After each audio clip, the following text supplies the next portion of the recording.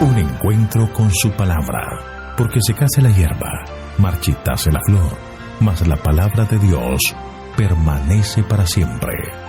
Con ustedes, el doctor José Ricardo Arias Quintero.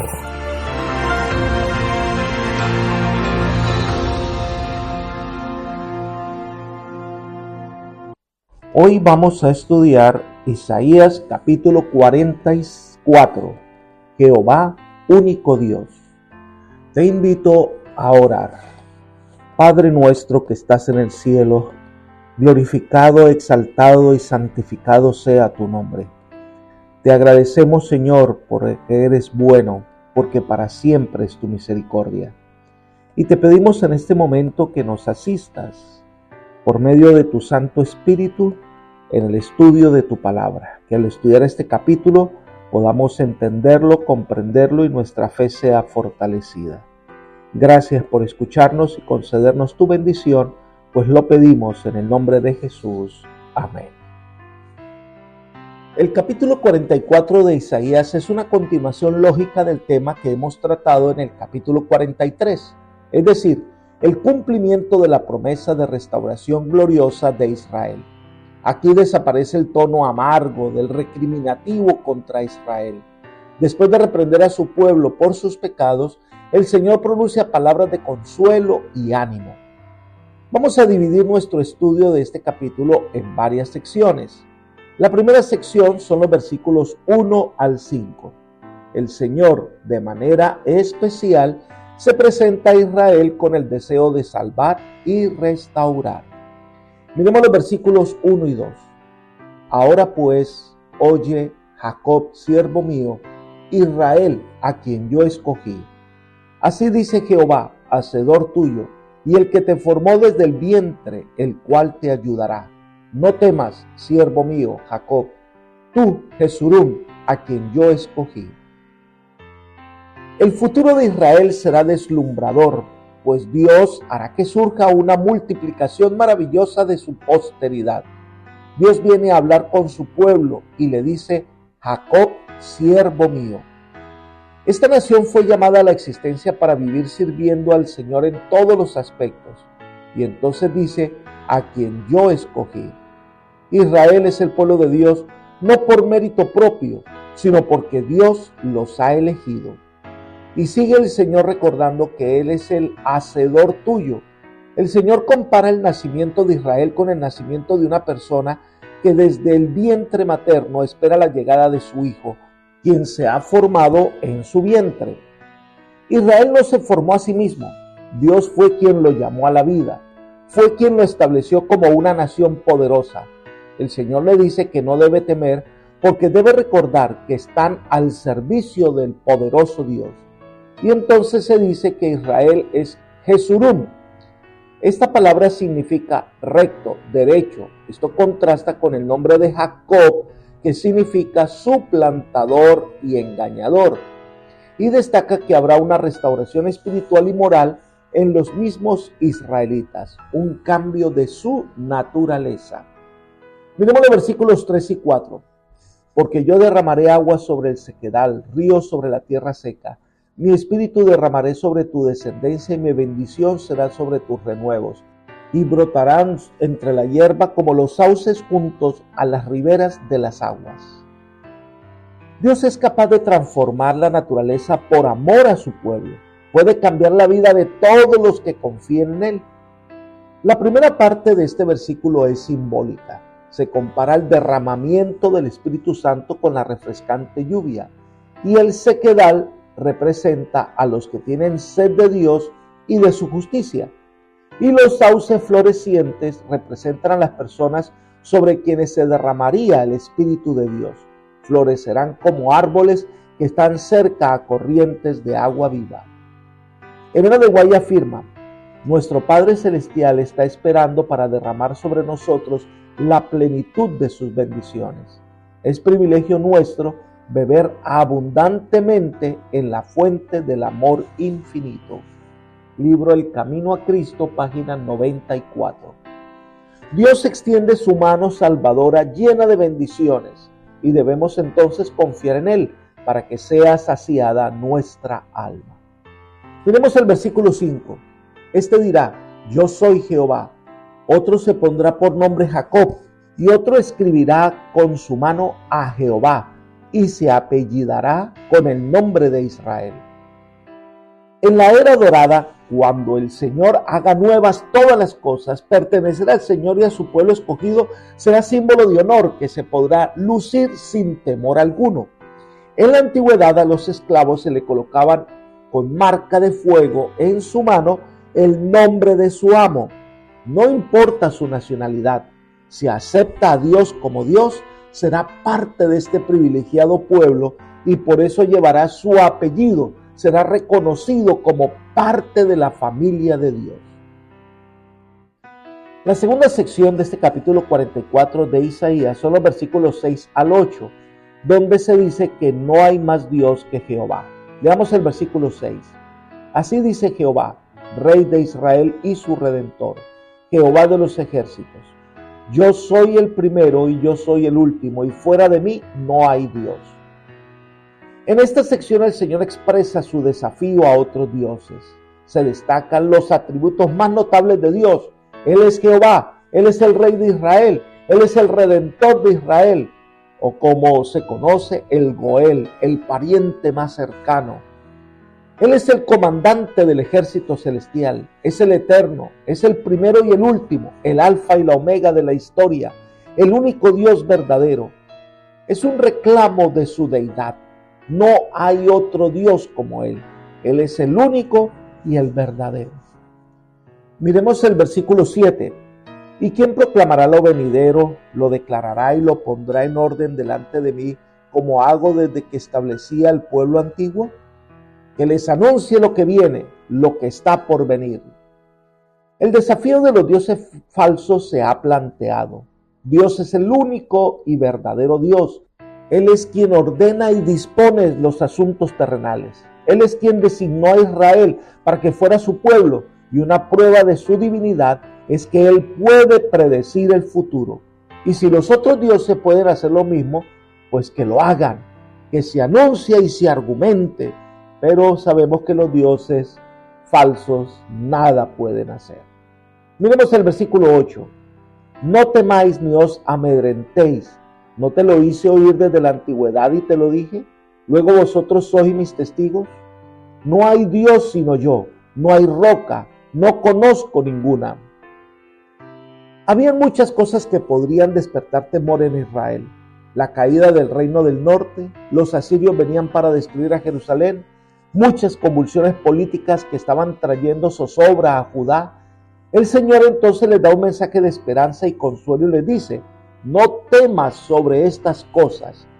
Y entonces destaca la razón por la cual Dios llamó a Israel, para que fueran testigos, para que vieran y experimentaran el poder de Dios y lo dieran a conocer al mundo. Pero al ser dominado por las naciones paganas, estaban colocando en riesgo su fe en Dios, ya que algunas naciones consideraban que sus dioses eran más poderosos. Entonces, el Señor les reafirma: yo soy el único Dios, no hay más Dios, y que la única roca, el único refugio, la única fortaleza para Israel es Él, y que la adoración a falsos dioses pues es nada. La siguiente sección de este capítulo 44 de Isaías son los versículos 9 al 22. Y se destaca la futilidad e insensatez de adorar ídolos. Miremos el versículos 9 y 10. Los que moldean imágenes de talla, todos ellos son nada, y lo más precioso de ellos para nada es útil, y ellos mismos, para su confusión, son testigos de que los ídolos no ven ni entienden. ¿Quién fabrica un dios o quién funde una imagen que para nada es de provecho? Los que fabrican ídolos son hombres como los demás, y sus ídolos son vaciedad, y sus adoradores son testigos de la inutilidad de esos ídolos. Los ídolos son ciegos e insensibles, dan testimonio de que son ciegos y nada saben. Los hombres toman un metal o un trozo de madera y fabrican un ídolo y lo adoran. Esto es lo más inútil que puede imaginarse porque no lleva a nada. Entonces comienza una serie de comparaciones y una especie de sátiras con respecto a la fabricación de ídolos para mostrar lo vano y vacío que son esos dioses falsos. Por ejemplo, un hombre que es herrero, versículo 12. El herrero toma la tenaza, trabaja en las brasas, le da forma con los martillos y trabaja en ello con la fuerza de su brazo. Luego tiene hambre y le faltan las fuerzas, no bebe agua y se desmaya. Aquí está. El herrero fabrica un ídolo que nada le puede ayudar para satisfacer ni siquiera las necesidades más básicas de la vida. Entonces viene el carpintero y hace una obra con la madera. Versículo 13. El carpintero tiende la regla, la diseña con almagre, lo labra con cepillos, le da figura con el compás, lo hace en forma de varón o a semejanza de un hermoso hombre para tenerlo en casa. Imagínense ustedes, el ídolo lo hace conforme a su semejanza, porque no sabe cómo es un Dios. Pero lo interesante es que el carpintero toma la madera de grandes árboles que para que crezcan necesitan la intervención de Dios que da la lluvia. Entonces toma la madera, se calienta, con ella cocina y con ella también hace un ídolo. Versículo 15. De él se sirve luego el hombre para quemar, toma de ellos para calentarse, enciende también el horno y cuece panes. Además, un Dios hace y lo adora, fabrica un ídolo y se arrodilla delante de él. La misma madera que sirve para la cocina, para el fuego, para cocinar, de esa misma madera se hace un ídolo y se convierte en un objeto de adoración. ¿Qué tipo de religión es esa? El mismo asunto se presenta en el versículo 16 y 17. Una parte del leño la quema en el fuego, con ella prepara un asado de carne, lo come y se sacia. Después se calienta y dice, me he calentado con este fuego.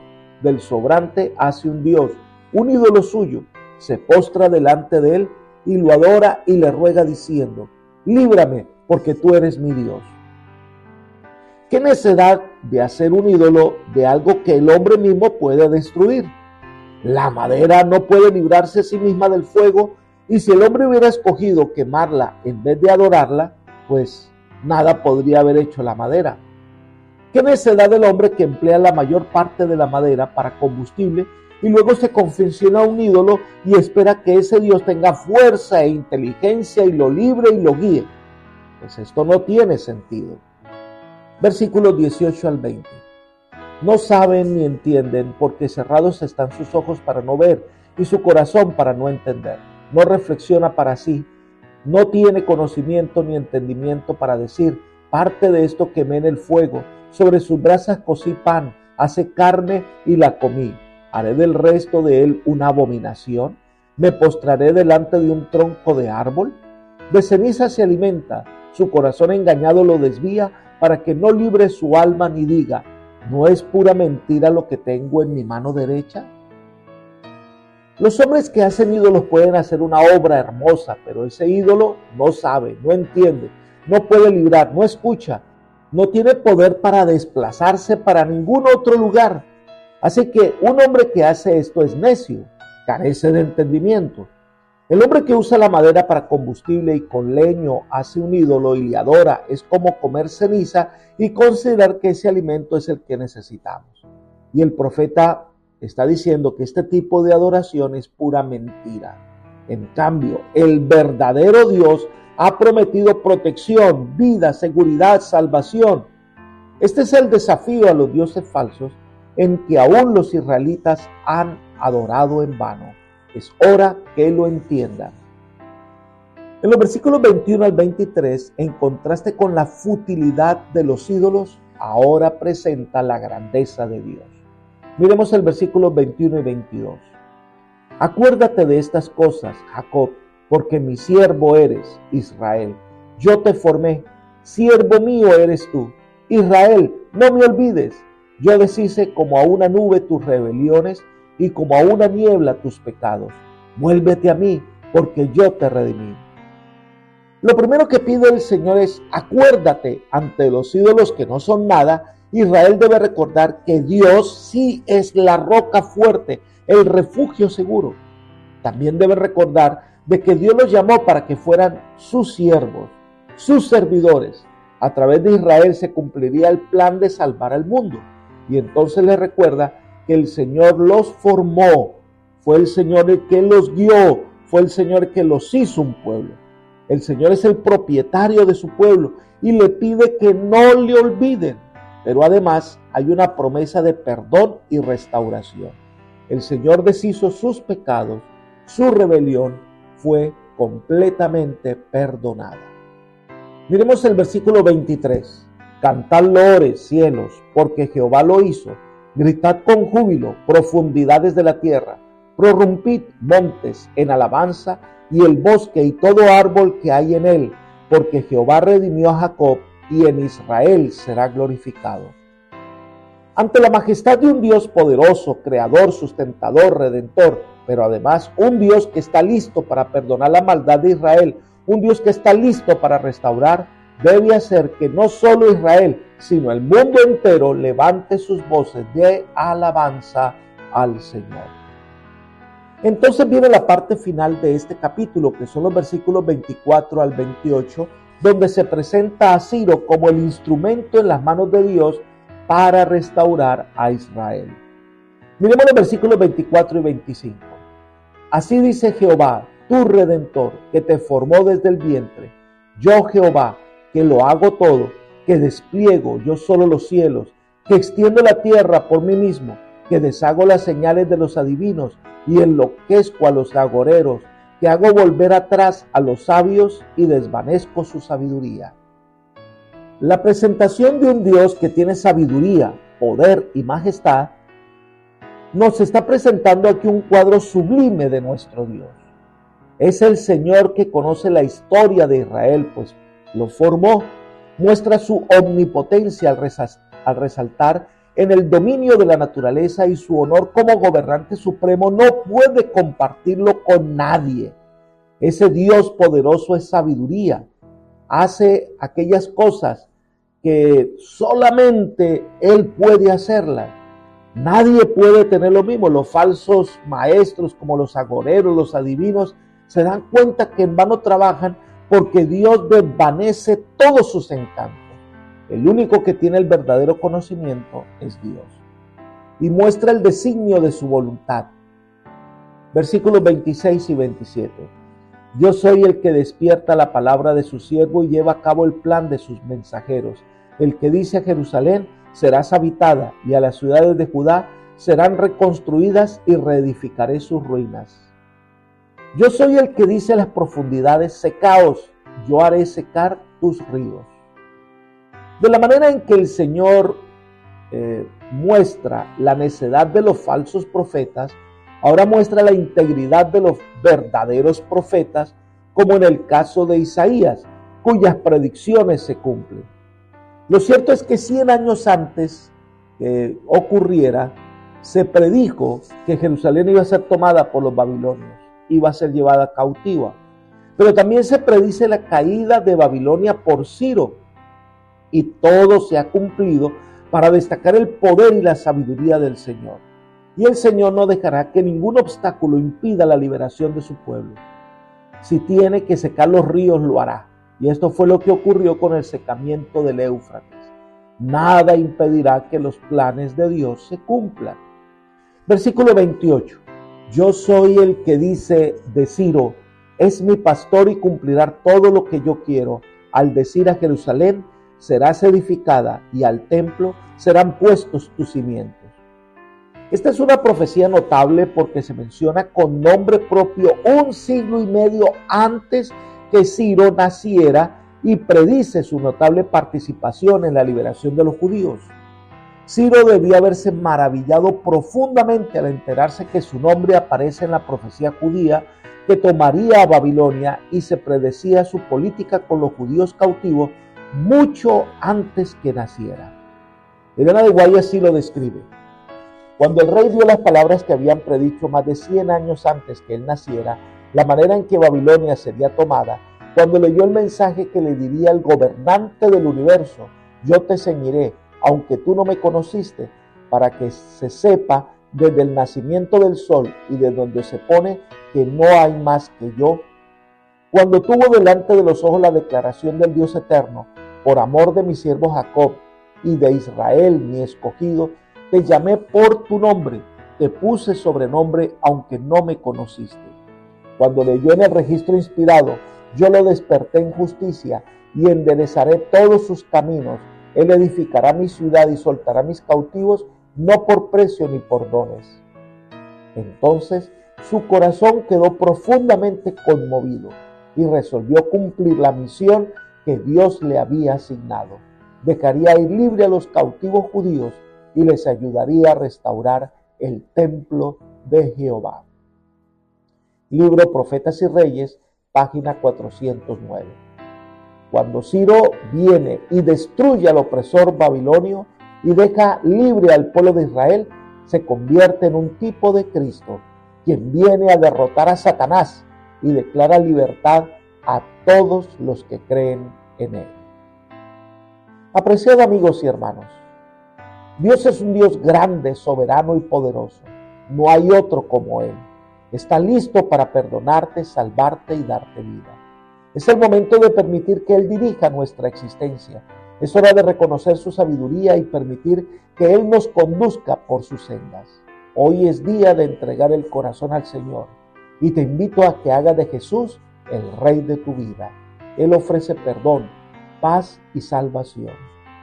Que esa sea tu experiencia hoy, es mi oración por ti. Amén.